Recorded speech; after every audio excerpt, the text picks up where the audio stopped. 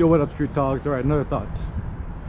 I think philosophy, wisdom, photography, art, it's only worthwhile if it's fun. So the biggest mistake that most of us make is we treat photography, art, philosophy, and everything a little bit too seriously. What does that mean? That means, you know, rather than just kind of having fun with it and just kind of fucking around with it, we treat it far too seriously. We think that, like, oh, you know, there needs to be ultimate wisdom and stuff. Your car? I love it, man.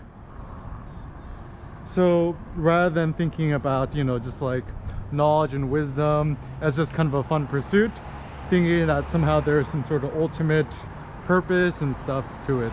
But actually what I tend to think in terms of philosophy and stuff like that is the point of photography and philosophy is to just kind of have fun with it. And even for us as knowledge seekers, there ain't no ultimate right or wrong, and it's all just sharing your perspective. And the more fun you can make it for yourself, the better, because I think if you're having fun, that means you're being challenged and you are maybe gaining some sort of deeper sense of wisdom.